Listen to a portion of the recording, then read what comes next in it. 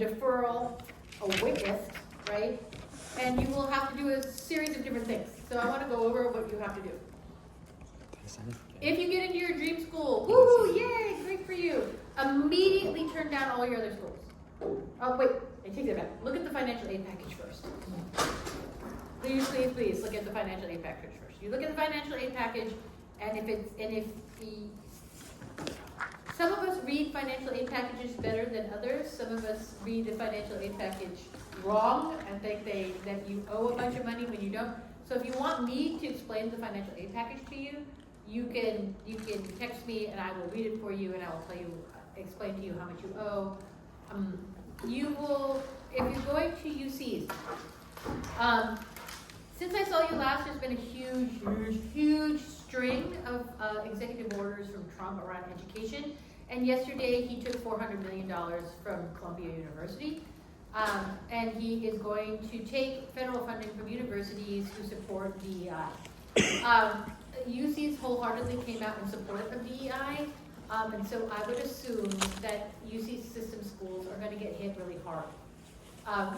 They are already in crisis, and so if you are planning to go to UC school, please keep this in mind as you sort of navigate through whether or not you will go to a UC school.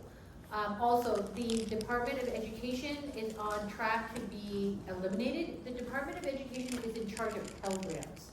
So Pell Grants are the federal funds grants. Most Pell Grants for UC system schools is about $9,000 to $10,000.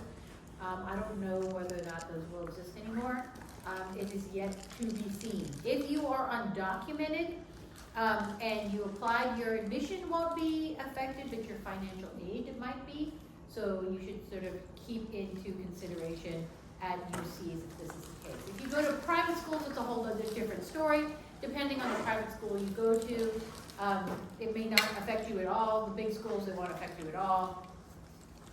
Like Columbia, you can lose $400 million and it's fine. But, I mean, it's not fine, but it can continue to pay out its financial aid and can continue to pay its professors and keeps the lights on its children's. So make sure that you're sort of taking this into account around your college choices. If you get waitlisted or deferred, some schools do and other schools don't give you the opportunity to write a letter to plead your case, right? Private schools do this. It's basically a why essay, and then the first part of it should be everything you've done since you turned in your application. And the second part should be why you would continue to go there, so you should cite specific things that, like, oh, I saw last in the fall, something happened, I would have loved to have been there and contribute X, Y, and Z. And you need to get that out immediately. So don't wait 4 or 5 weeks to get those out, because in the meantime, because it's a wait list, right? So if they know that, in that letter you should say, if I get in, I will definitely go. It's not written in stone, by the way. If you get into another school, you don't necessarily have to, but, you know. This minute you put in that letter, it puts you into the go pile. Until you put that letter in there, you're not in the go pile. So if somebody decides to go to another school or they get to know someone else, they're going to roll people out of the go pile. If you're not in the go pile, you don't get rolled in.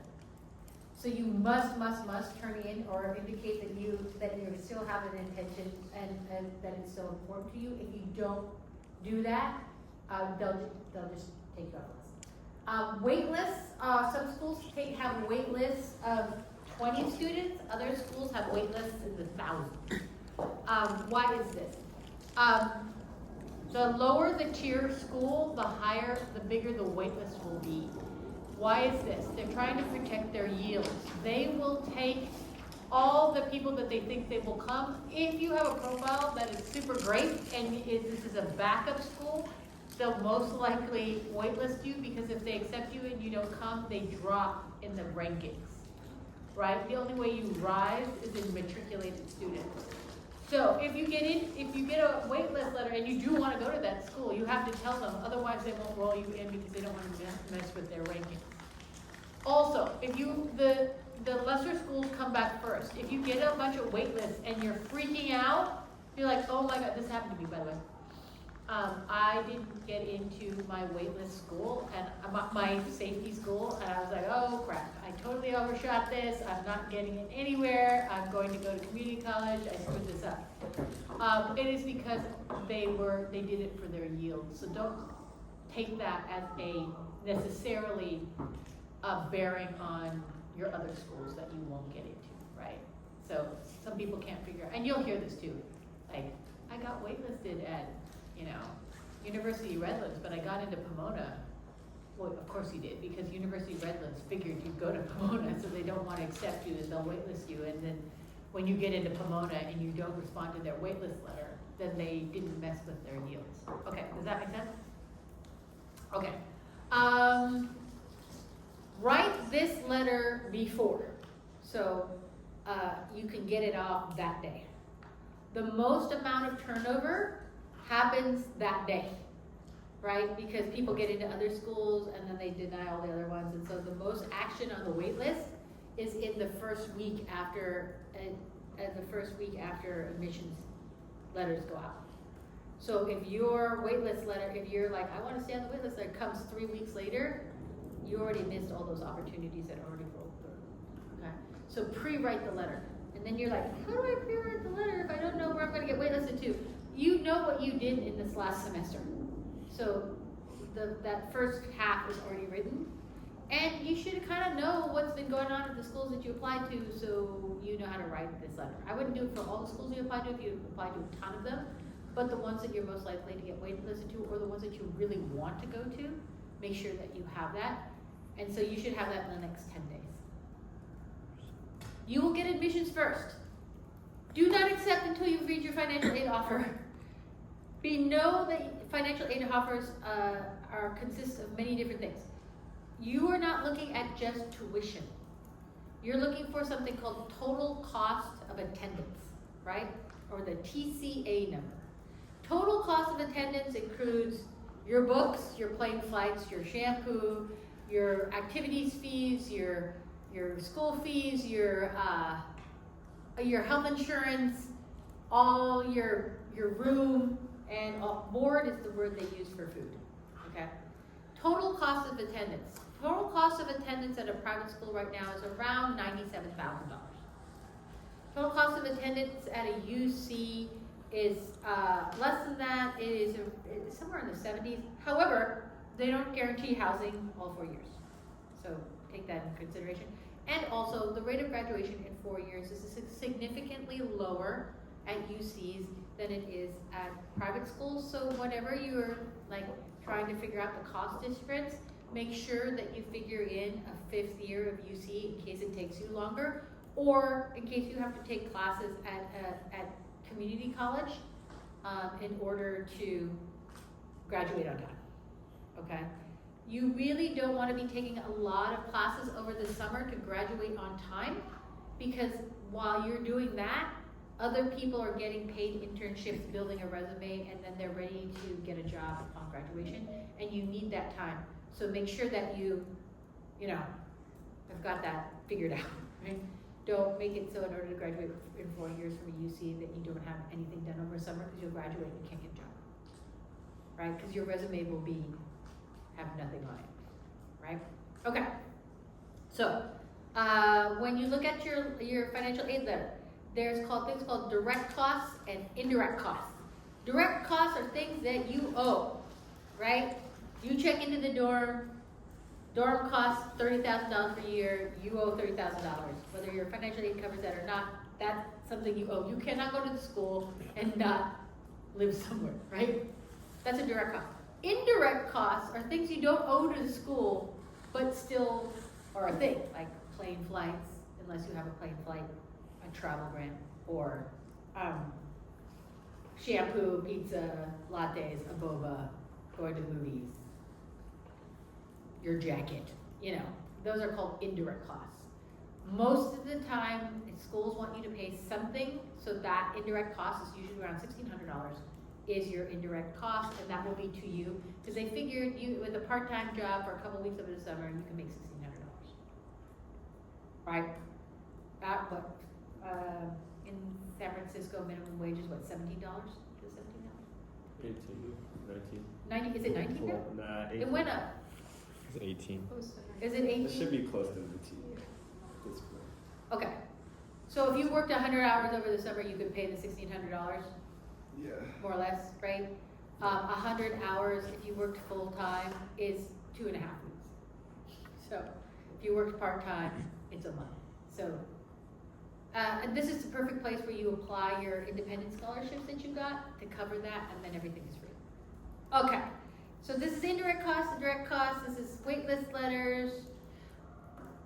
Private scholarships. So private scholarships are pretty much, we're all due in March 2nd. They're pretty much all in by now. You will start hearing back. And then when you hear back, usually the bigger the amount of the money that is, or the more prestigious the award, there's usually like a dinner where they give you the check. You know, you show up. You need to have business casual clothes, or at least clean clothes when you go to these things, and so keep an eye out for business casual clothes. You go and you pick up the check. Here's the thing about picking up the check. You can get more money when you go pick up the check, because you pick up the check from all the rich people that gave the money to the scholarship fund. So if they say, do you want to say something? Always take the opportunity to say something. Go up there, give a little speech, do the whatever, because I can't tell you how many times somebody after this will be like, hey kid, I loved your speech, have another $2,000, have another $5,000. Last year at an event for Beyond Differences, a kid got $10,000 as a gift from somebody who had heard them speak in the crowd, right? So you're always trying to hustle that money. What's also nice is the person who got money from the Beyond Difference event last year, the year before that, somebody gave her an extra $3,000 that day, and then has been giving her $3,000 every year. So that turns into $12,000. But, you know, she didn't have to speak. I gave her, does anybody want to say anything at this thing? And she wanted to say something, and she got the money. There were 4 other kids there. So, you know, you get what you ask for, right? So know when you start winning things, be very gracious, write thank you letters. So once you get an award, you go and then do that. Make sure you write a thank you letter. Make sure you go to the event, you introduce yourself to people. Treat people like people. Be interested in them as much as they are in you, right? So there was this weird, who saw that weird moment that happened right here? Did anybody? Where that girl just came up and started mid-sentence, and I turned to her and I said, "What's your name? How are you? Nice to meet you." Right? Oh wait, that got his name. Yeah, who was that? That's a very common thing, and it's weird. That's weird. Okay, treat adults or people or donors as you would treat other people. You wouldn't just like walk up to somebody and just start talking to them without introducing yourself, asking something about them, trying to find out what they're there, right? So when you go to these things, make sure that you can do this. And I'll give you a template for how to do it. You go in and it's like, thank you so much. I'm so excited to be here. I'm so honored by all of you, and I can't believe you gave this to me. It's, you know, gratitude. They're giving you money, right? And I realize that it takes time to be here, and that everybody's really busy, but all of you took the time to want to support low-income youth and want to help me on my way, and I really appreciate this. It's huge to me. Huge. I'm a food bank. $2,000 is a ton of money. Thank you, thank you, thank you so very much. When Nuri got the money at the Beyond Differences event, she just got up there. She's very cute. She's really tiny, and she just got up there. And she was just like, I'm Nuri, and I'm so excited to be here, and thank you so much. And then she was just like, my parents are immigrants, and I'm the oldest in my family, and I can't wait to go back and tell all my siblings that I take care of, and my whole family that I got this, and I'm going to tell them all about you, and I am going to go to college, and I'm going to change the world for my family, and thank you for making that possible. That's all she said. And that was a $10,000, 30 seconds, right? And it was true. Nuni used to come to meetings, because we have meetings on Zoom, and she would have like her cousin who was a baby, and she would be like typing and holding a baby. So this idea of who she was and being in that moment was very powerful. So make sure that you have, you know, and if there's no gala where they give you things, make sure you write a thank you letter. And those thank you letters, the more personal they are, the better. Also, as you go through schools, send a little update, because sometimes you send a little update and they send you a little money. And it's nothing for you. I used to keep a what do you call it? A spreadsheet of all the money that I got and all the contact information of everybody who did that. And so whenever anything would happen, I'd just shoot them a little thing. And a lot of times they would shoot me some more money. Because it doesn't mean anything to them, right? So anyway, or there's this one guy I got a lot of money from, who for a program I was running, and I would just invite him to come and speak. And he was great. He was a first-gen guy, but he was also a literal billionaire. And he would come, and I would ask him to come speak to kids, and he would come, and then he would just write my organization a $100,000 check and go home. And that was really nice of him.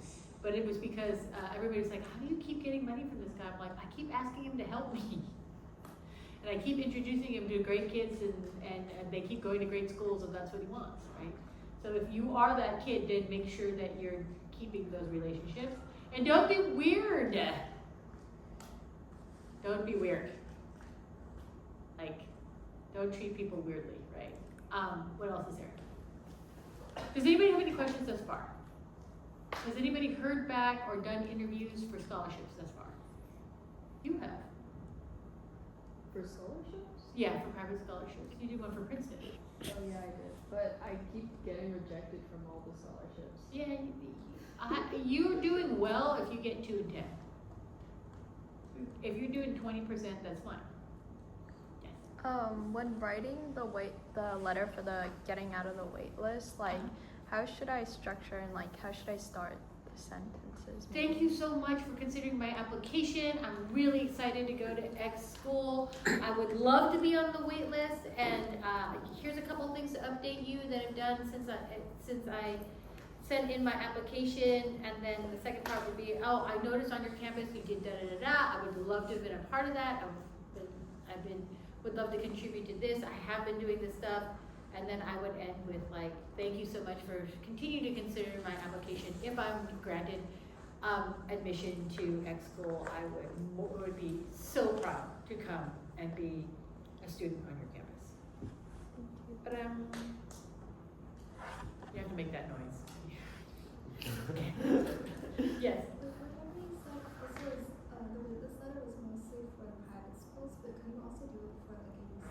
Yeah, you can do it for UCs, but UCs are much, much different for different thing. There's not it's the appeal letter process for UC is significantly different. It's more like I got into UCLA, but I live in the San Francisco Bay Area. My mom has cancer. I'd like to be able to go to UC Berkeley because I'd like to be near her for her treatment. And you kind of got into comparable schools, then that's something that they might consider. But just generally, I got into Santa Cruz, but I think I should go to Berkeley. There are literally tens of thousands of them. And unless you have a really good reason, or like a kind of a practical reason, it's not really effective, right? You can always shoot at the moon. There's nothing to lose. I've seen it happen a couple times. Just a regular, I would rather go to, but it's never from a lower ranked campus that you got into, and then you get into a higher ranked one. It's usually across the board, like Santa Barbara, San Diego, right? Kind of thing. They have to be on the same plane. I've never seen like really low, really high. Wherever else have I seen? Oh, I've seen it work where like I'm doing research at UCSF and blah da da da da da. They're also doing the same research at UC San Diego, and my professor's moving there. I'd like to go with them. And so in that case, I did see like somebody was doing research in Santa Cruz. They lived in Santa Cruz, and they were able to transfer to UC Berkeley. But it was also because the professor requested that they be able to. So that's different. Okay. Any other questions? Are you freaking out? Are you okay? When you look, you look okay. No? Are you like panicking? Because at this point, people should have at least gotten into CSUs, right? Okay. So you have somewhere to go. All right. The question then is, if you don't get into the UC that you wanted to, should you wait and do 2 years free should you go to like a lesser UC or do 2 years at City and then transfer to a better one? So then people ask me that. That's a purely up to you question. I think that the only thing that's different is you lose 2 years of the experience and 2 years of the chance to make relationships with professors that then enable you to do other things like get the better internships or go to graduate school. And also, if you transfer in, everybody's kind of found their way, and you will have to sort of do that at the same time in your junior year when it's kind of important if you want to go to grad school. So you should consider it like you do now, like what if you transferred schools into your junior year, had to do all the things for colleges and make friends and learn how to do all the stuff coming from middle school, right? Because everybody else will have spent 2 years living in dorms and figuring all that out. Okay. How long have you been here? Stressful. Dreadful? Stressful. Restful? Stress. Stressful? I can't hear him. So, at first I thought it was dreadful. Stressful. What's stressful? Aren't you a second semester senior? Shouldn't you be running around with your arms in the air? Is anybody doing the senioritis? Running around, falling in love, skipping classes, turning in your homework late?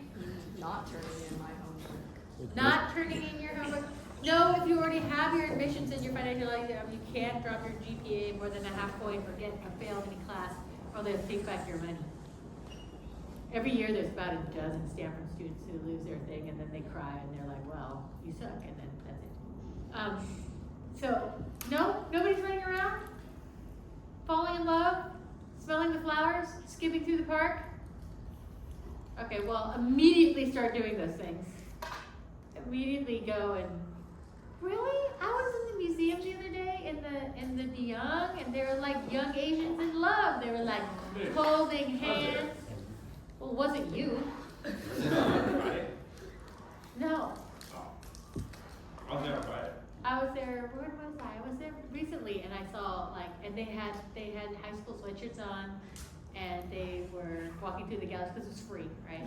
And then I saw them later on the terrace, and because it's expensive, they had brought their own like snacks. Aww, like a little picture. It was cute. I was witnessing a little cute date. That was a good idea. I know. Me and I were so sitting in the corner, totally judging them the whole time. So much fun. We were so impressed by them. So, are you not doing these things? You're not in the park. You're not. No, not even a little bit. Okay. I realize it's an awkward thing for an auntie to bring up dating, but there's a reason why I do it. Because there's a reason why I do everything. A huge reason why first-gen kids don't do well in their first year is because they have troubled and weird relationships.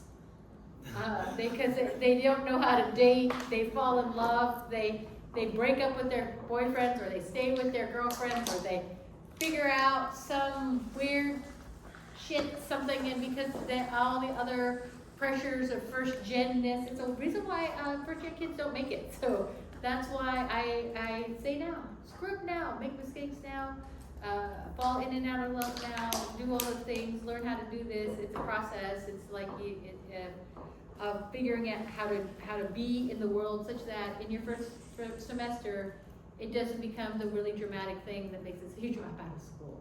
And everybody says, I would never do that.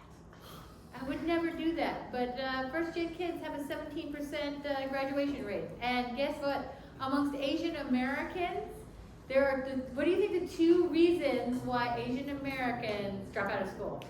First-gen kids drop out of school. There are 2. Their parents not together. Weird relationship things is what I'm just talking about. And that they can't have a hard time navigating not being at home. So, which is my next point of thing. So, if you're the primary translator for your parents, here are a couple things you should set up early.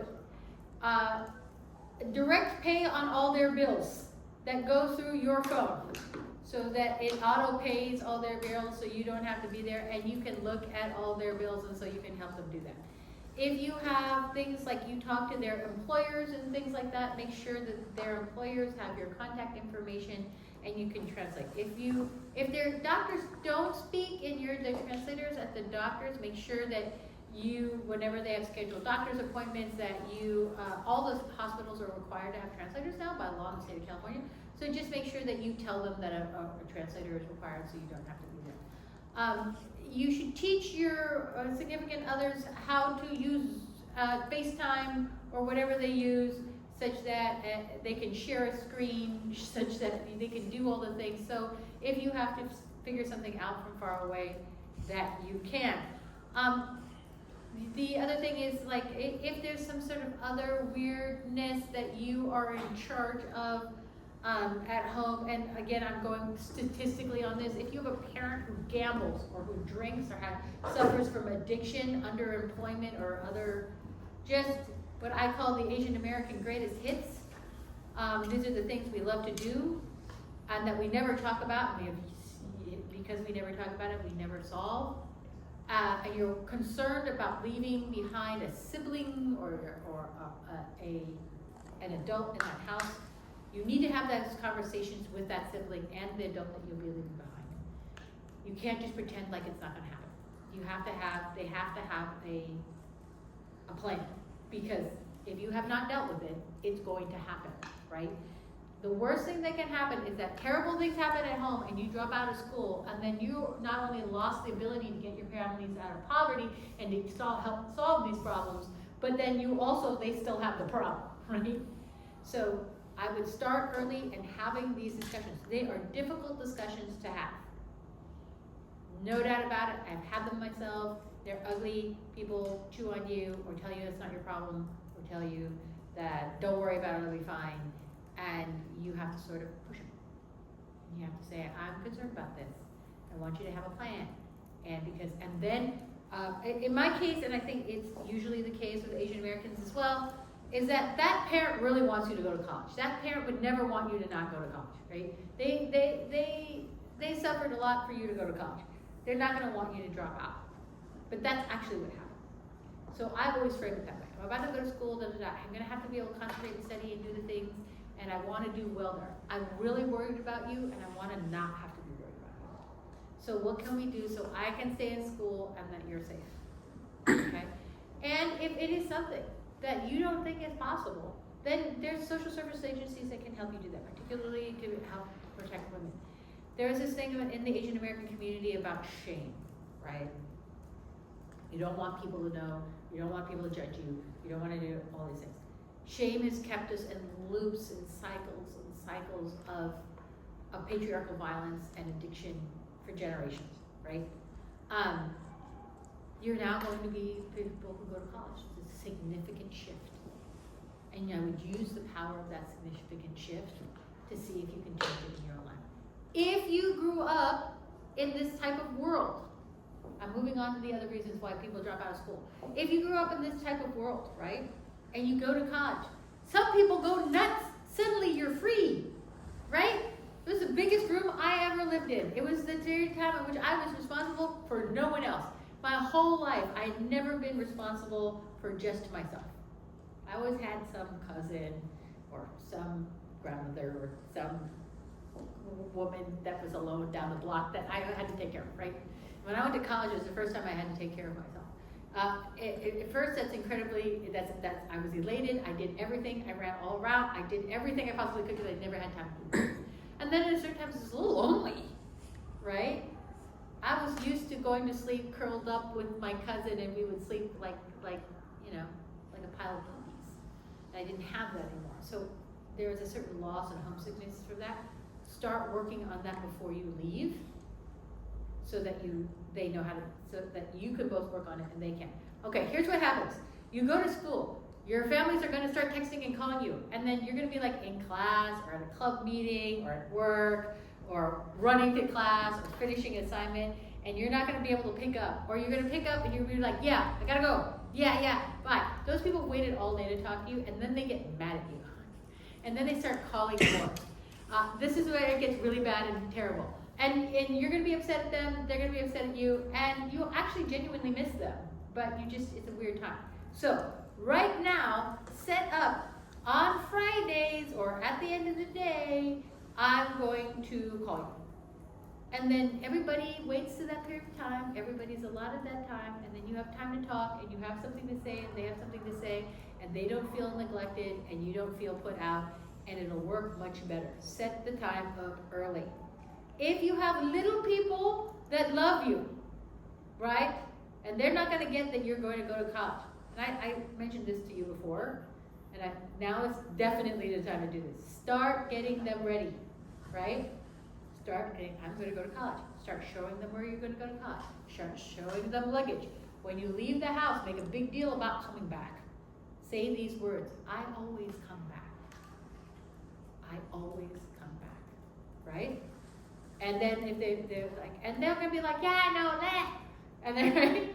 But later on, when they are feeling whatever, you can remind them, what do I always say when I come in the door?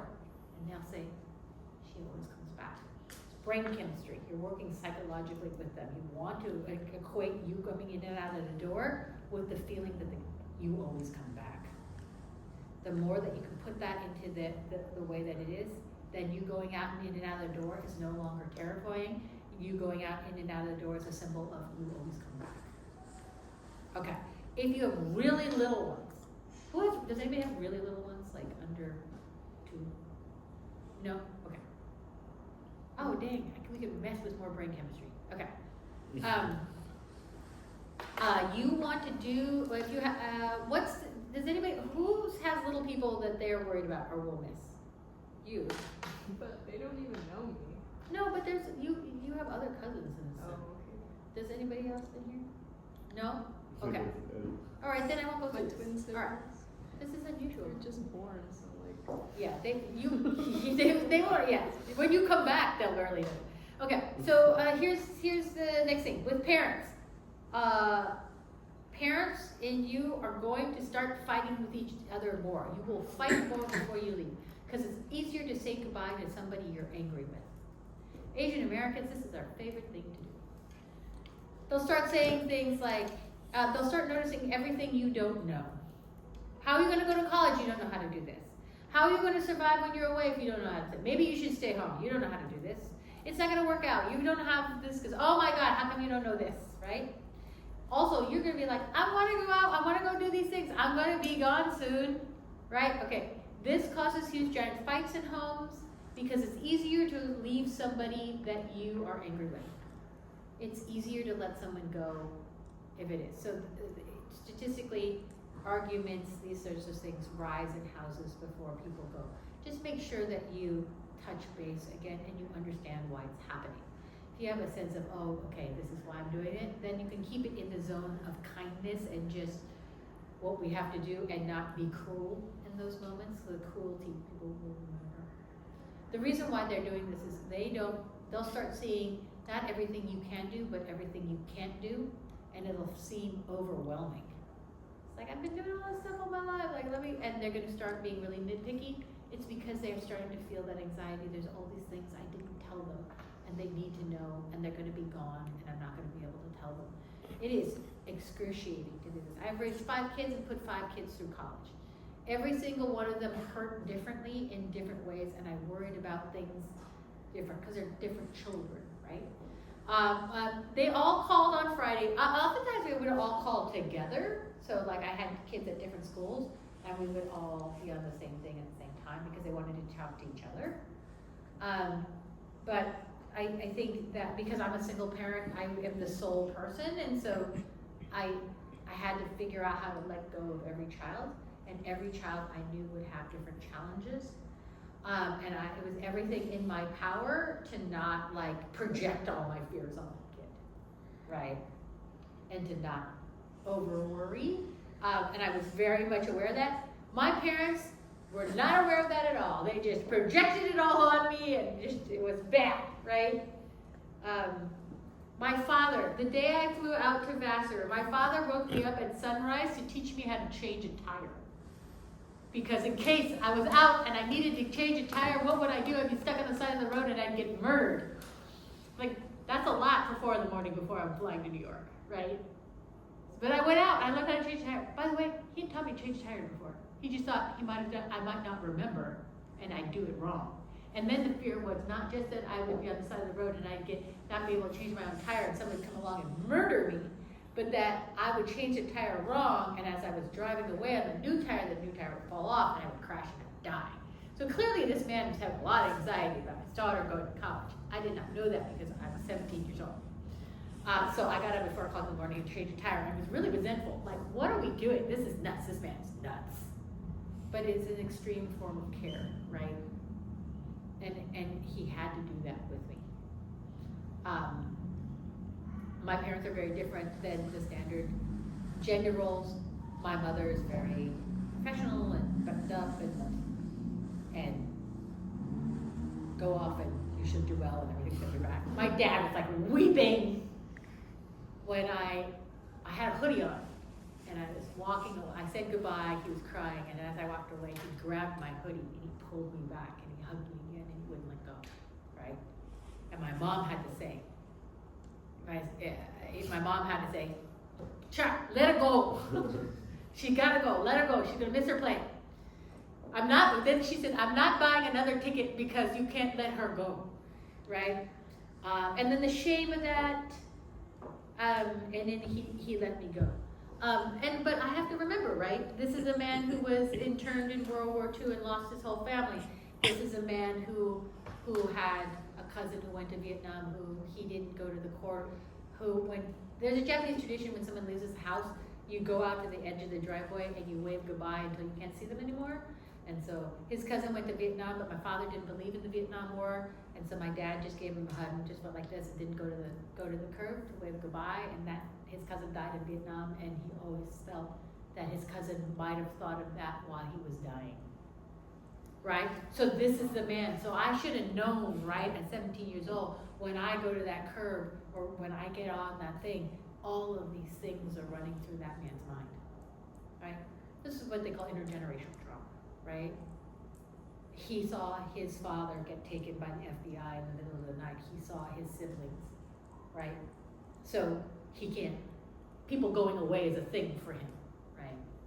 When my daughter went to college, he did the same thing. He cried all the way there. And I was like, so this time I knew. I was like, okay, Baba, you have to drive Gigi separately in his own car, because we can't go, we have to be able to make Mia leaving okay. She can't be in the car with a man who's weeping for an hour. Oh, okay. So Baba agreed to take Gigi, and then we met there. We had ramen in the airport. There's a good ramen place in the airport. And then he was okay. But, okay, the reason why I'm telling this story is just not willy-nilly about my own life. Every single one of your parents has some form of trauma in their lives. They're all immigrants. They all left people that they either never saw again or see very little of. Your leaving, and especially if you're the first one leaving, is going to call these things back into their minds. So, be aware of that. Be kind about that. Have compassion for that and empathy for the fact that it's going to be different for them. And you can recognize that in the way you can even say. Here's the thing that I said to my father when Mia left. I said, so many people have left you. We didn't all come back, but the ones that you love the most did. And I'm there, and Mia will come back again. And Nim came back again. And Jordan came home, Sergey came home, right? We all came home. And he was like, oh yeah, everybody comes home. So make sure with your parents that you do the work and not just be like, I'm going, bye, stop telling me what to do, right? Ask them to help you. I'm packing, Mom, I'm packing, Dad, I'm taking these things. They're gonna come and tell you you did it all wrong. Because that's Asian parents. No Asian parent ever saw what their child did and be like, perfect, great job. Right? Has that ever happened? No. Right? But they will, but be in that moment with them. Them helping you or correcting you or helping you find what to put in that luggage is their act of being able to let you go. If you don't have those moments with them, that letting go will be difficult. Okay. Any other questions? This is coming towards the end of my thing.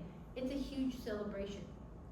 You're about to become the people who change the direction of your families forever. You going to college is a big deal. And it is also going to be the most amazing time of your life. It will be hard, you will cry, it will be difficult, you will fail. Fail, you will say things that you wonder what you were thinking when you said those things. All of those things is what makes college great. Be daring, go outside. Also, my last thing, colleges have great mental health services that are free. Asian Americans should take advantage of this because when you come home, parents are not really into that. But it's free and anonymous, and you can get it fairly easily in colleges. Lovely. Dr. Nakamoto from UCLA was my psychologist. Terrific guy, first gen Japanese American. He was the head of the psych department. He just retired, actually. But one of my students just went to UCLA Medical School, and he was their professor. Wonderful. Helped me figure out all kinds of stuff to understand that stuff I explained to you about why my father couldn't let me go. He figured that out for me. It was funny because I was like, my father's driving me crazy. He calls me all the time to tell me that I have to do all these things. Why do I have to do this? I was in New York. He would call me. He's like, you have to weatherize your windows. Go to a store and get foam and put windows. And then he'd want me to send him pictures. I'm in college. I'm fine. The windows work. I'm like, I can't just start weatherizing a door. That's weird. I'm not gonna. And then he'd be like, you never listened to. But Dr. Nakamoto says he's got to care for you. He's got to do something that cares for you. He's got to let you know that he still was taking care of you even though, and he's got to know that you're okay.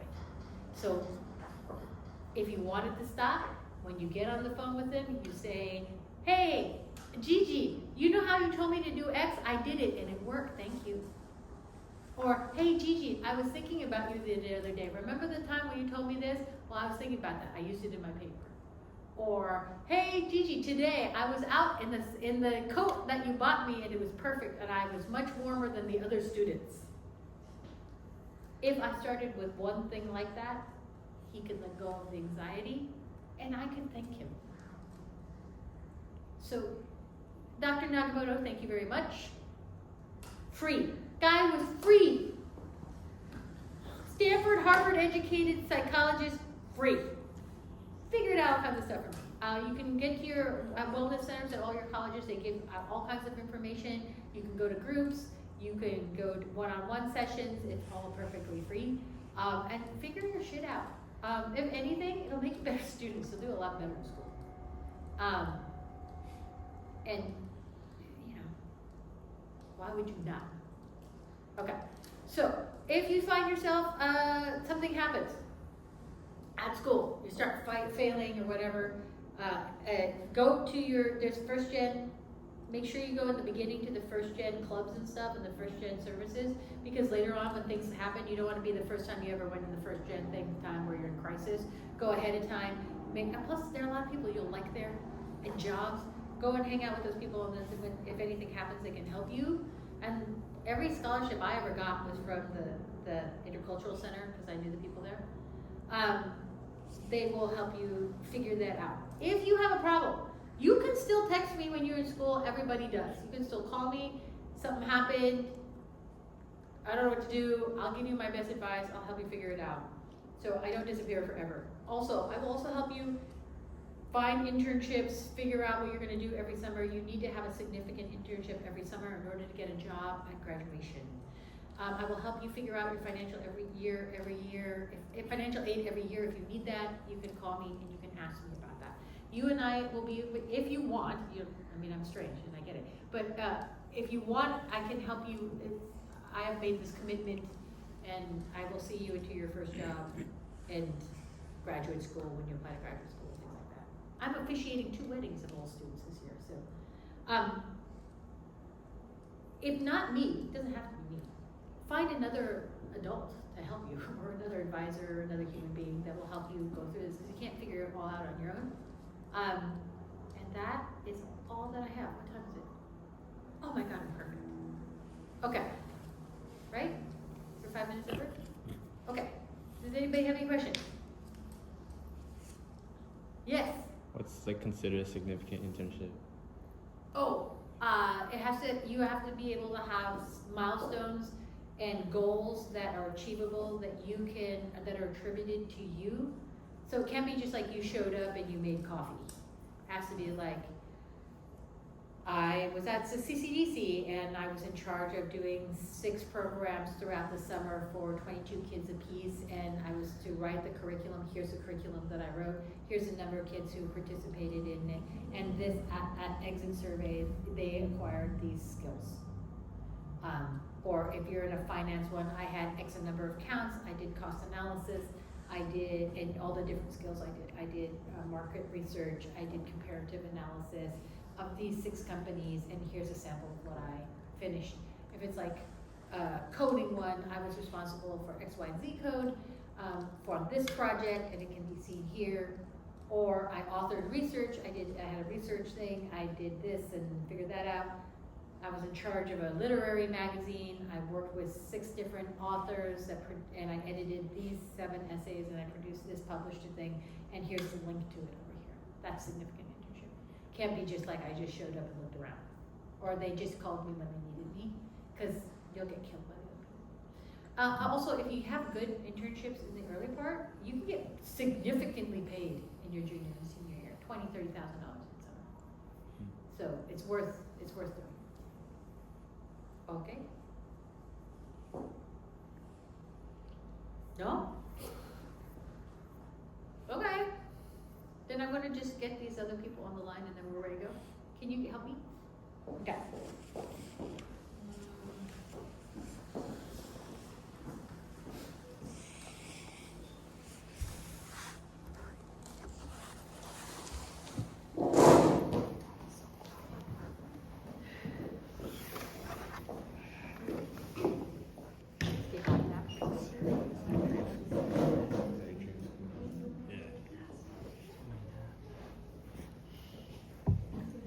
I know, and I look crazy.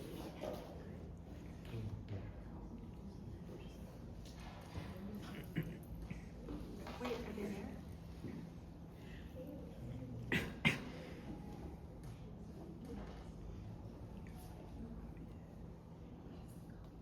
Oh, there they all are. A bunch of people? Okay, wait. Hi, sorry I'm late. It's been this weird, we gotta turn the lights on. It's been this weird day, oh my God, so I did this first session of juniors, and they were so quiet that they freaked me out. Okay, hold on, I gotta turn this.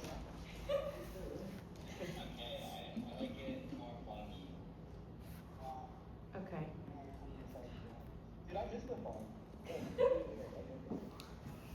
Okay, Kai, are you on a mountain right now?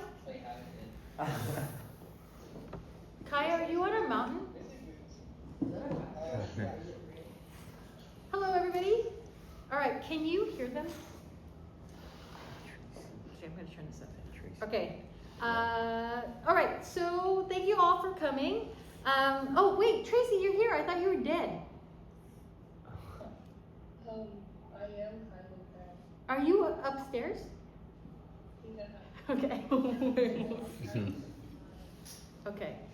You know what? How do can you help me get the closed captioning on the bottom? Okay. Thank you all for coming. I'm sorry that we're late. I just did this session with the seniors. We talked about mental illness. That's always fun. And then previously I did a session with juniors, and they were so quiet and they freaked me out. Wait, languages. Show live caption shares. Okay. So thank you for being here. You're sitting in a room. Should I turn around and show? I mean, it looks weird, but there are about, I don't know, 20 seniors in this room, and they are looking at you on a giant screen behind me. So I want to thank you for coming. Can I go around starting with Mary first, and can you tell me where you went to school and a little bit about yourself? And I'm going to go to each one of you, and I'll throw it around. Perfect. Hey, what's up, everyone? I can't see you guys, but nice to meet you. I'm Mary. I graduated this past May, so last year. It's been a second. From Columbia and from San Francisco. Was born in Shanghai. more about that later, but I studied economics and minored in Russian literature at Columbia. And yeah, now I'm back home for a second, but I'll be going to New York in a few months to start a consulting job. That's about me. Can you hear them? It's really quiet. Okay. Hold on, I'm gonna go closer to center. Okay, Dash. Oh, we can. As well. Second year in college, double majoring in public policy and economics. Yeah. Okay, Waylon. I'm Waylon. I'm also from San Francisco. I'm studying at UC Irvine, and I'm undeclared, but I want to major in business economics. Okay, Tracy. Hi everyone, my name is Tracy. I'm a little sick, sorry. I'm also from San Francisco and I'm studying economics at Berkeley. And okay, Kai, your thing says your dad's name, but who are you? Yeah, so Malcolm's my first name. So Oh, I see. Malcolm is second. Oh, okay. Technically, I'm Malcolm, but okay. But I'm Kai. I'm also from San Francisco. I'm a first year at Pitzer, and I'm studying data science. Okay. So does everybody got who they are? All right. What is something you wish you had known in your senior year before you went to college? And I'm going to start with you first, Dash.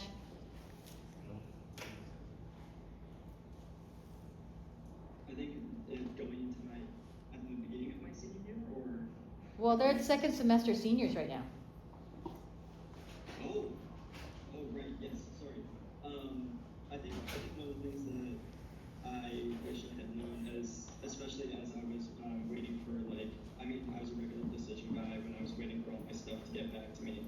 I think that I kind of wish that I hadn't stressed myself out that much thinking about it, and really just enjoyed my time with my friends while I still had it, because when you're in college, you think you're gonna stay in contact with a lot of them a lot better than you do, but yeah, I think I wish that I had really just cherished my time and focused on the remaining time I had with my buddies instead of just stressing out over stuff coming back. Huh, interesting. Okay. Mary, what do you wish you had known in your second semester of your senior year? For high school, right? Yeah. Or college, right? Okay. My second semester sucked so bad because it was COVID. That's when it hit. I thought I had gotten an early decision. I was so excited to just have fun and have no stress. And then I was in lockdown mode. I think I remember, and this is probably true for everyone heading to college, I was like, okay, college is a time to reinvent myself. So I think I was like also that, and being at home, I was thinking a lot about, I had a lot of time to reflect about who I was in high school and who I wanted to be moving forward. And I think that, was good. So I wouldn't do anything differently, but I wish I had known that that was like a very normal thing to think about, and like to know that like college is really a place for you to kind of start anew if you want, and you can take on hobbies or personalities that you've always wanted to and felt restricted by. And yeah, so I guess to summarize, just really lean in to things that you wanted to try out that you didn't have a chance to in high school. Tracy, how about you? Something that I wish that I had done differently. But I think Tyler's probably told you guys this a lot, but applying for scholarships. I'm on Jackie every single day about applying for scholarships. But I think it is really a numbers game, and it is free money, and they'll treat you out to celebratory like banquets if you get some of them. So it's free money and it's free dinner. Okay. Waylon, how about you? I don't think there's too many things that I wish I knew. I feel like most things worked out, and I'm glad that I went to UC Irvine. Like I have all these opportunities here now. But through that, I feel like I should have been more intentional about like making friends and like staying connected with them, because now like there's only a handful of people I can really come back to San Francisco and like we can hang out with. But like being able to just like have those friends and like make sure like you're good on like you're in good terms to like hang out after like graduating. Got it. Okay, Kai, how about you? I think if you guys have already applied to college and kind of just waiting, and you already know what school you go to, where you're going to, and I think one of the biggest things I wish I did that I was kind of late to this year is reaching out to a lot of like the clubs or the teams of like anything you're interested in college. Because something crazy is like, whatever club or team you join, I want to emphasize team. It's really where you're gonna make like your first friends and your first really good friends in college. It's kind of a cheat code, but I wish I knew about a bunch of the clubs or like sports. I was a little bit too late to. But at Pitzer, I'm on the snowboarding team. Yeah, how late could you possibly be? You're on a mountain. Good point. I mean, okay, so we're struggling here because we can't hear you and we're trying to figure. Jackie has a plan. We can sort of hear you. No, it's okay. So you're saying your advice is that people should join teams earlier and look at teams earlier because you can that's a good basis of friend groups and things to do. Tracy's advice is chase money because it's free and you can get to go to the free banquet. Wayland is about how do you deal with friends and making friends or having friends or where they are. Okay, and so I want to move a little farther. I'm the other two I could hear. So I want to know, what is an unexpected thing that you discovered about yourself in college? And can I start with you, Dash? An unexpected thing you discovered about yourself in college?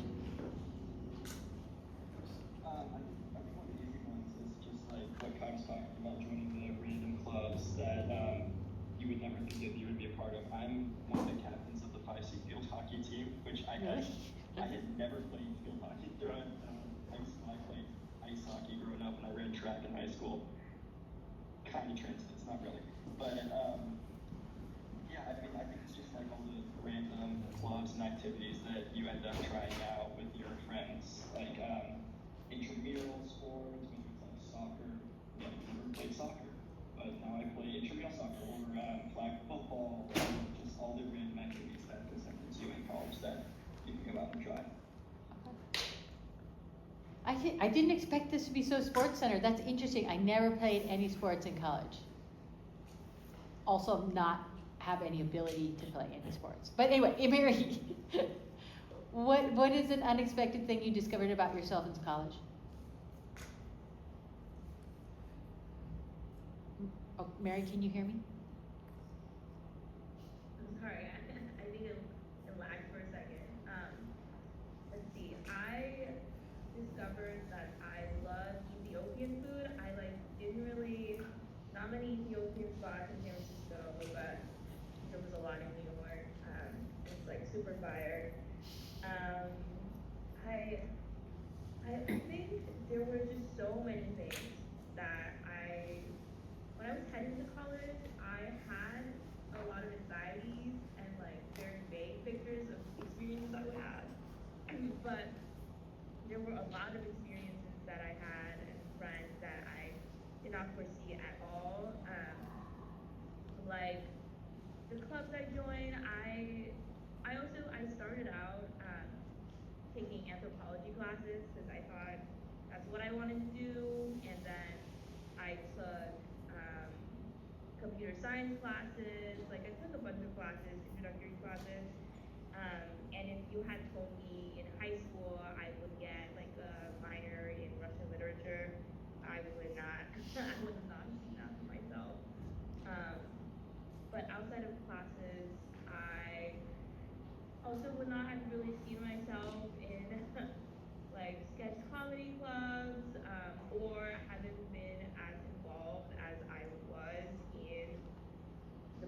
pre-professional spaces. I think I would not have really seen any of it.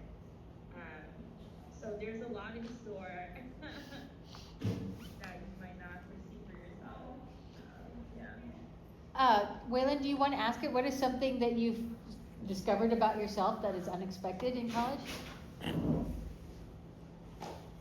think what's unexpected is I feel like I'm way more outgoing than I thought I'd be, because there's a lot of people. No, I go to a lot of professional speaking events like on campus through clubs, and I think a lot of times there are a lot of people, but like not a lot of them like ask questions, and I feel like in a way like it was unexpected, like someone asking questions, not like sitting in like the background like listening. All right. Can I ask one last question before I open it up for them to be able to ask you things? Is how did who you are as Asian Americans play in like leaving home and finding community in college? And I'll just let you answer at will.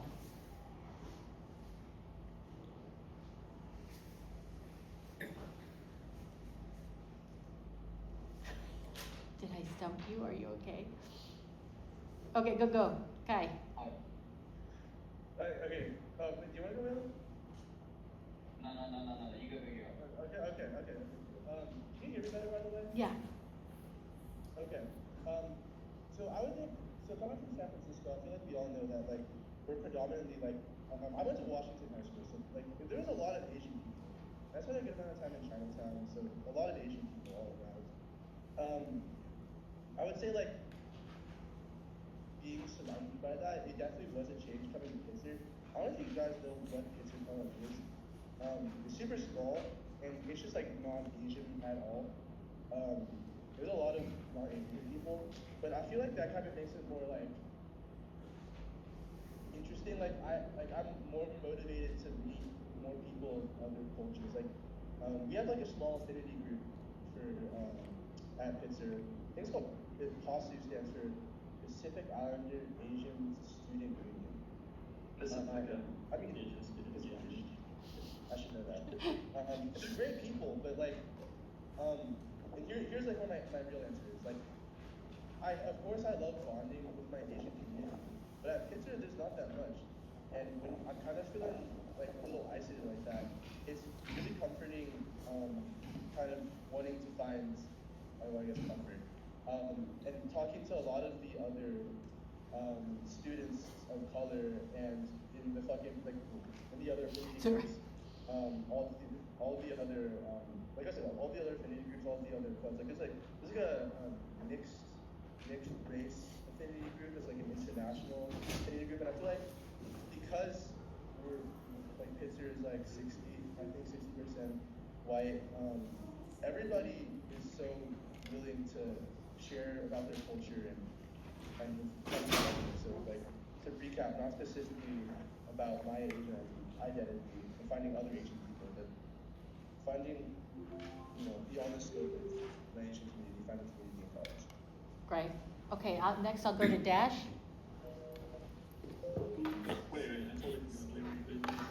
Oh, Waylon. Okay, thank you. Well, I just wanted to say, like, it's a bit different at UC Irvine because it's like there's a lot more Asian people and like all that stuff. But I feel like within my friend group, we have like just somewhat of a diverse like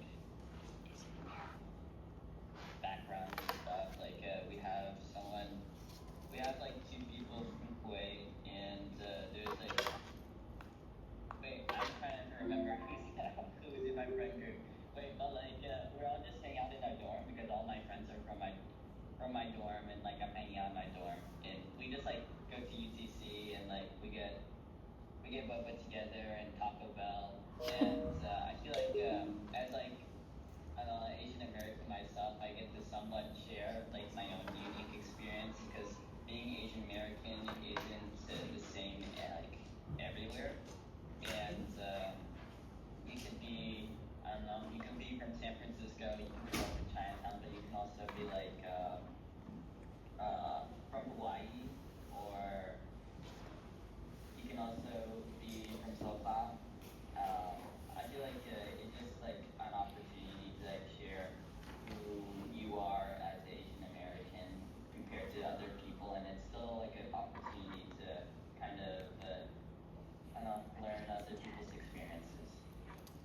Got it. Tracy or anybody else want to add to this? We're struggling with a Bluetooth. It's not working. But keep going. Go ahead, Mary. I think I was like a little rebellious when I was applying to colleges because I had a sister who was much older, 9 years older, and she had gone to Berkeley, and I think my parents didn't really say this very explicitly, but there was always sort of a gentle hope. Actually, I think my mom did say this verbally, that I would stay close to home. But I, for one, I just thought it was like too warm. I wanted to like experience seasons and kind of just like experience being far away from home and what that was like.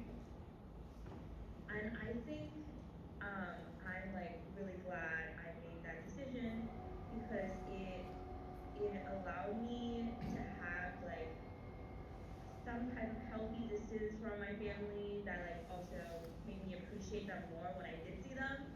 And I also being Chinese American,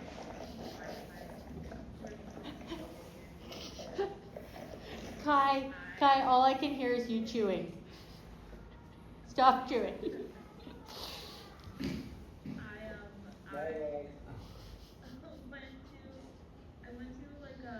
I went to university, and I think my friends in college ended up being more Asian than my friends in high school. I also think I went to a school that had pretty good diversity, like college.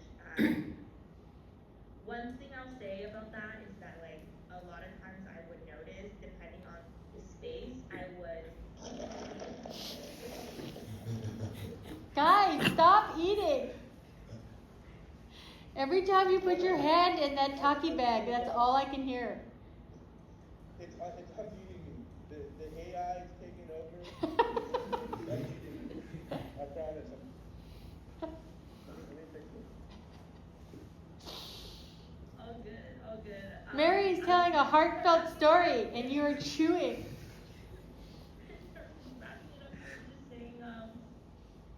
What was I saying? I was saying, I noticed sometimes, like, there were a lot of Asian Americans in some spaces, like the business clubs, consulting clubs, thinking about how to earn money, realistic, and then there was, like, no Asians in the sketch comedy that I was in.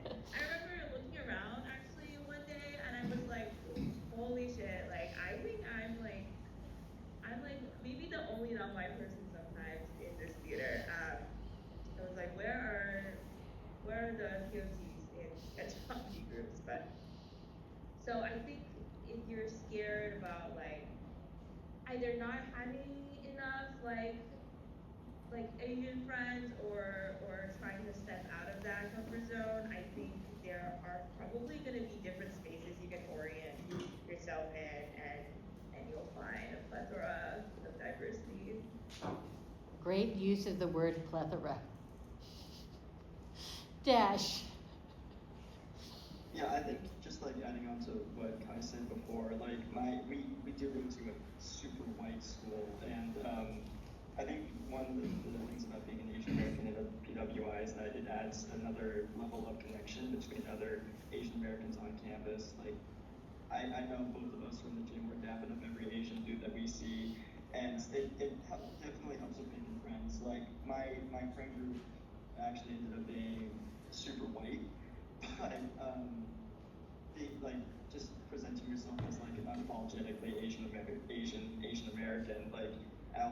helps you reach out into different spaces and get to know the campus through different friends. Whether it's also we're at a consortium, so we've got 4 other colleges around us. So just presenting yourself as like the true Asian American that you are really does help you make friends across campuses as well. Okay, got it. All right, this is going good, even though my hand's getting tired. All right, does anybody in here have any questions they want to ask of these folks?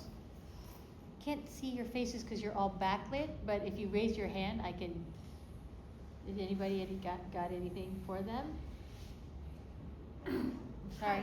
Hi. Yeah, my son is, he attends law. Oh, okay.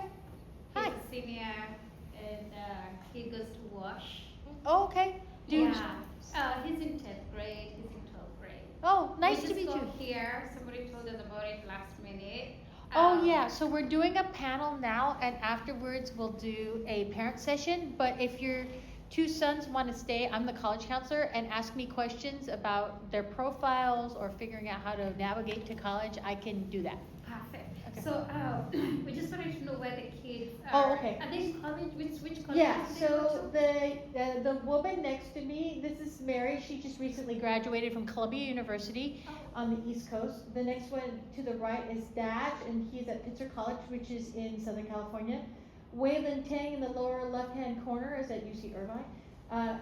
Tracy, don't make her talk because she's very ill, goes to UC Berkeley. And Malcolm Young, or as known as Kai, in the corner is on a mountain because he's on the snowboard team for Pitzer College, and he's there. And so I chose these people based on a large Ivy League university, a small liberal arts college, and two UCs that are very different, for them to be able to speak on their experiences. Unfortunately, we're having technical problems, but if anybody here has any questions for them, ask them the things that you wonder about, like how did they figure out their majors, or what were their classes like, or how did they make relationships with professors.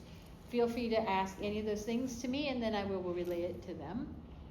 Does anybody have anything? Yes, Jason. How did they figure out their major?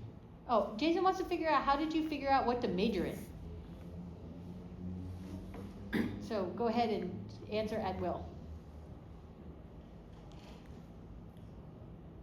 I could start because I'm unclear.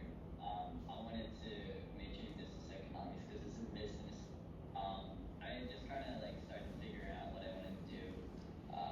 After taking a career test at my career center on campus, it had like something on their website, and I just did it, and then I saw something business related, so I started looking at things in business and like what graduate opportunities were there in business, because I really wanted to continue my education after undergrad maybe, and to learn about MBA. And then I watched a YouTube video on MBA, and the guy actually was in business, and like he didn't have any like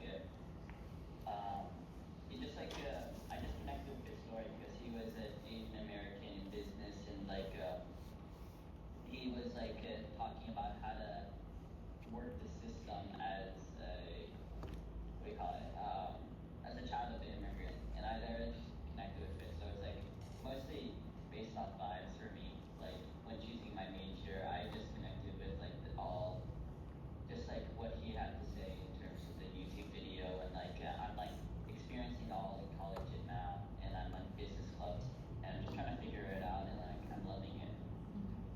Mary, how did you figure it out? Because you went a different path from where you started. You went in as anthropology and you came out. Yeah, I would say that's like not totally honest, because I think like going in, I sort of had like a desire to like major in something that would give me a job after I graduated, and then also something that is not that.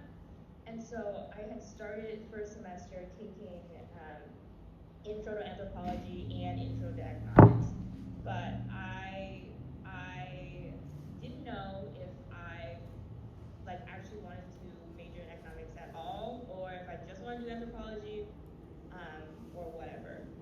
But my advice is depends on like what you want, and you should work backwards to like what you think you can, get to. Like if you have an idea of like the type of classes that you want to take, or the type of like work, or like what you would want to go in after college, just like brainstorm that, and then think about what major would bring you close to that. And then I will say, like, don't be scared to take intro classes in college. I was a little scared because I knew that Columbia had to take a lot of core classes, and I wasn't sure if I like dabbled in a bunch of things, if I would still be able to like take it easy later and still finish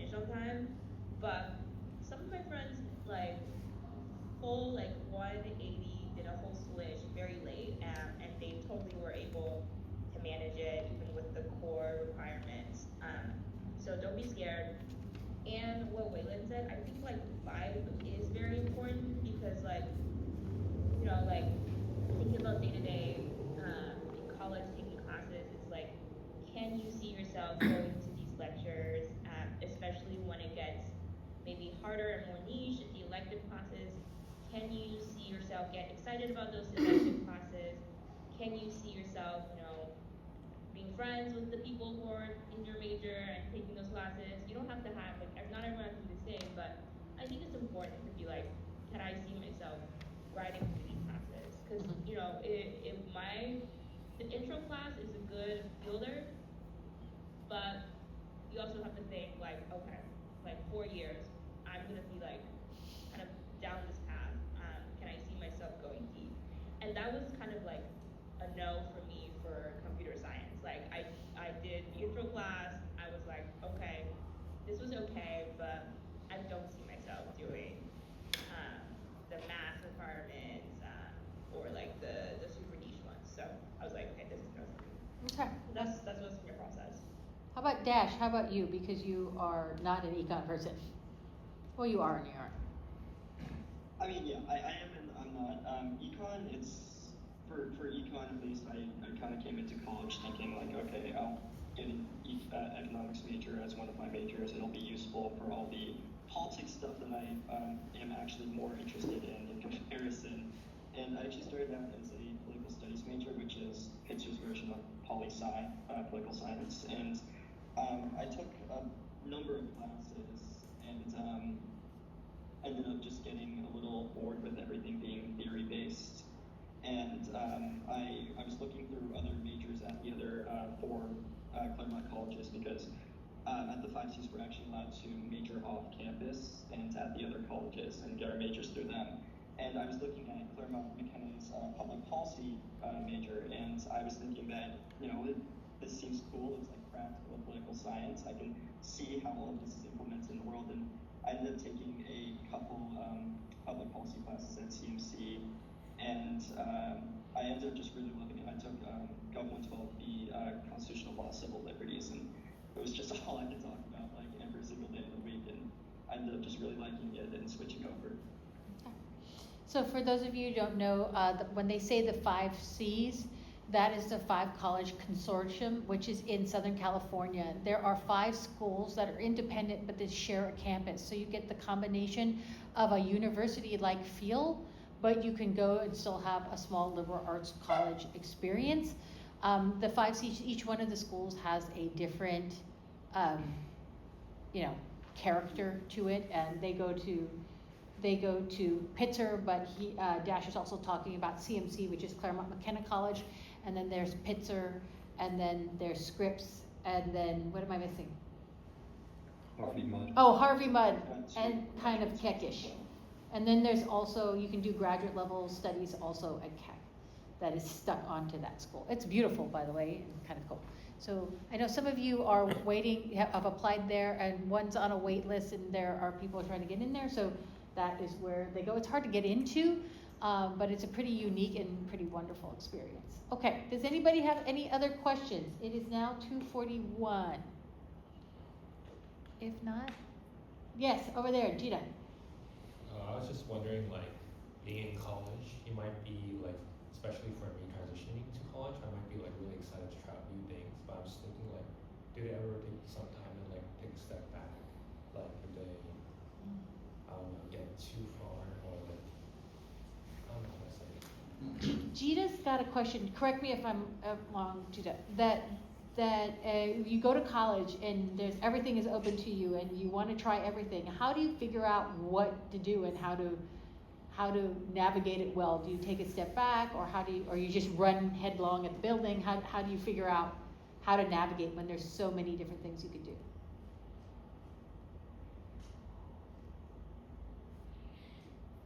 Go ahead, Kai. Okay, so my advice might be different from others, but I think it's what Sally said. I would really just try everything. You know, obviously you can't be in multiple places at once, but you want to do this, this, and that, and you try to cram in your schedule as much as possible. And like, eventually you'll find what you like.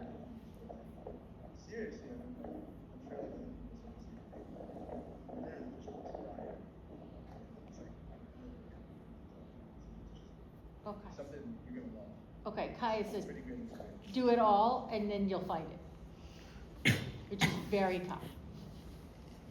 Anybody else? Mary?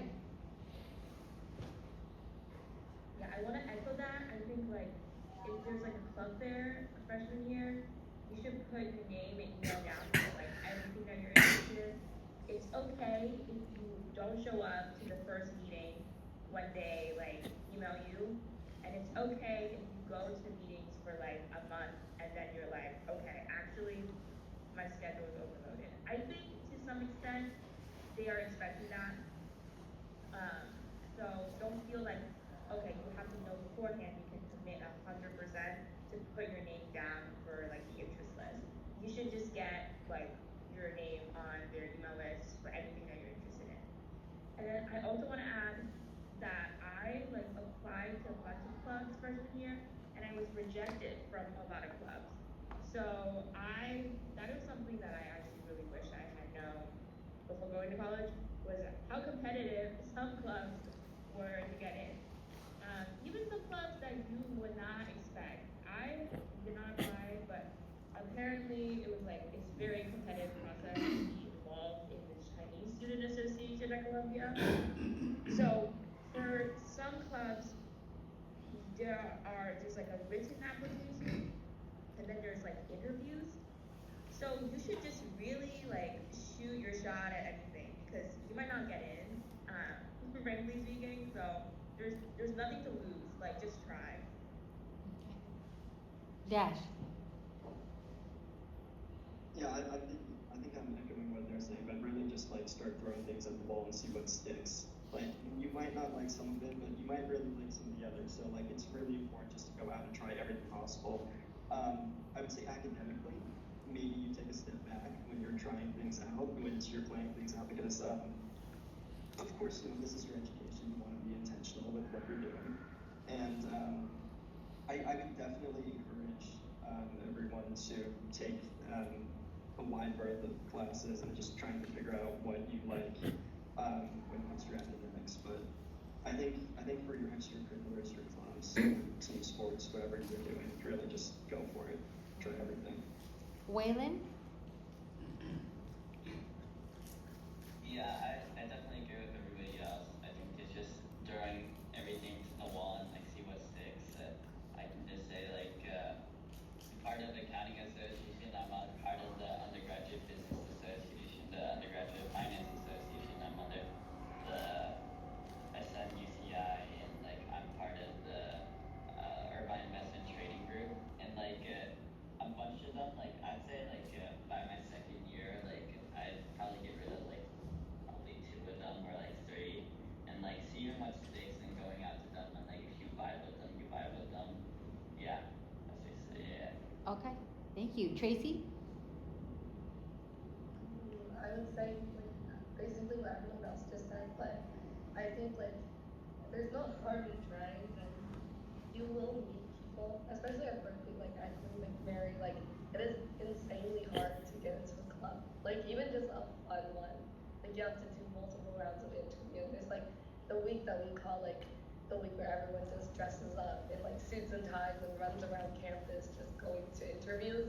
Like you will be able to meet so many people who are in the same position as you or have the same interests as you. And like I think even if you don't end up going to that club or getting into that like business club, you'll be able to meet a lot of friends who will then be able to probably get pull you into the club. Okay, that's great. Thank you. Okay, so Waylon. I had something to add, like at least for UC Irvine, like easier to get into clubs at UC Irvine because these are less competitive. But like there are a couple of things, but I just wanted to let you guys know that like at least for some of the UCs, like UC Irvine, like clubs are somewhat less competitive than Berkeley. Okay. Probably Columbia. So. Does anybody have anyone else? Because we're at 2:48. Anybody? No? Okay. Oh, yeah. Like What else do you do besides clubs? What else do you, well, they talked about clubs and sports, right? So what else do you do besides clubs and sports? Like, what does your world look like?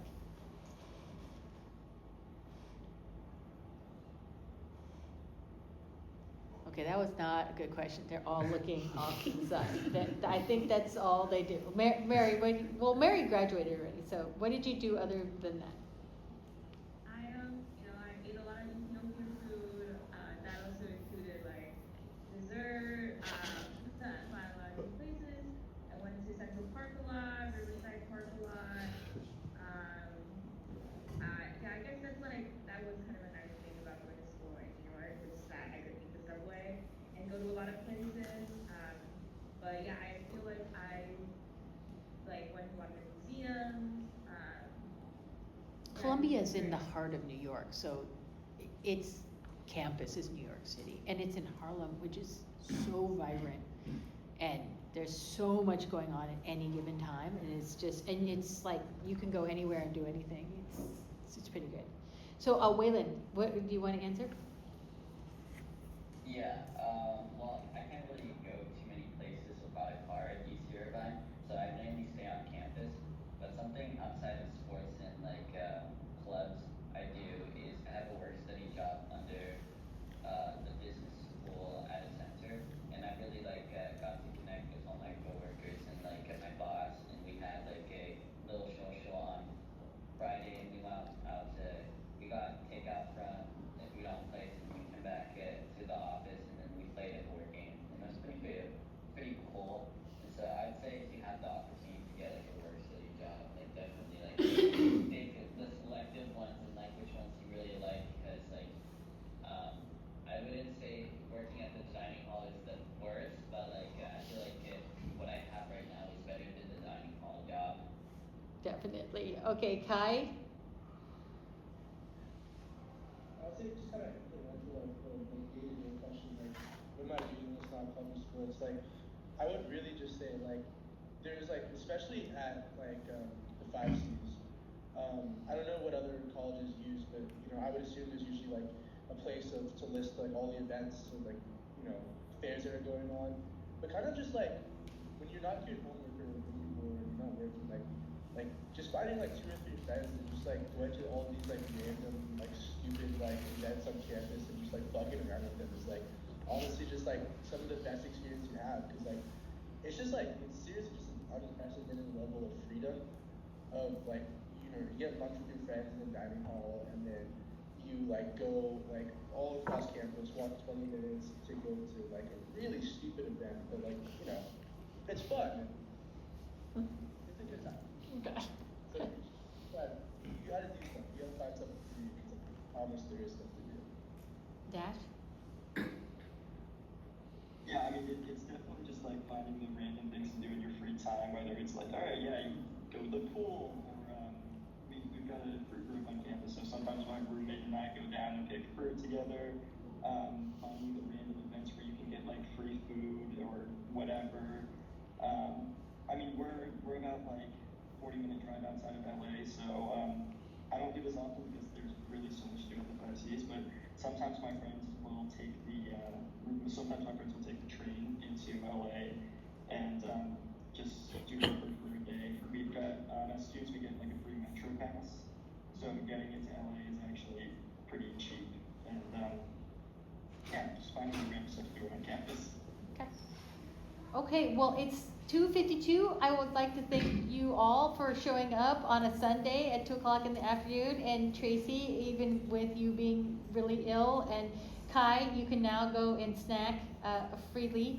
And I wanted to thank Mary, because Mary was the one that of all of this today was pretty much her idea, and helping us sort of figure out how to envision this day. Mary, our first session had over 30 kids in it.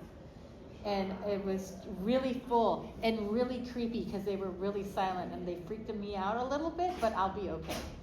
And then the senior, we just finished a senior group, so we're at the tail end of this, but thank you for helping us envisioning this and for showing up from Irvine in Southern California, and Tracy from Ill and upstairs. And so I'm going to say goodbye and thank you very much. Bye. Okay. Okay, we can turn the, sorry, I'm sorry that my speaker didn't work. So I want to just kind of recap quickly what they talked about. I want to review about clubs. So those of you who are seniors who are going off to school next year, clubs are competitive at certain schools and certain ones are more competitive than others. There's also sororities and fraternities, and some of those are very, very social. Some of them are not. Some of them are tied to like business or pre-med and things like that. The clubs that are more competitive, they have pretty great stuff. They have, I was the head of the Asian Student Union at my college, and we brought in speakers, we brought in scholarships and foundations that could give us money. We brought in cultural groups and things like that, so everybody could kind of find a niche. And then I also did a thing for first generation college students in which we helped each other figure out how to get books cheaper, how to figure out how to study abroad, how to get back and forth and get plane flights and figure out all those things. So the more competitive ones, you just have to get all your stuff together. You're gonna have resumes and business casual clothes, in which I didn't have money for business casual clothes, but they helped me get it, and so I could go to all the interviews and get them done. I think overwhelmingly what they said is try everything. It's free, try, go. If there's a club that you're interested, sign up, go to their first meeting, see if you like it, see if you vibe with people, and then keep sort of navigating your way through. You notice almost all of them sort of went in with an idea of what they want to do, but found other ways or changed certain things or found something close to it and narrowed it down. So make sure as you navigate that space that you figure that out. Okay, so I am at the end of the panel. I'm at the end of the senior session. Did anybody have any questions for me before I start the other part? No? Okay, well then you could please help yourself to snacks. I will be here.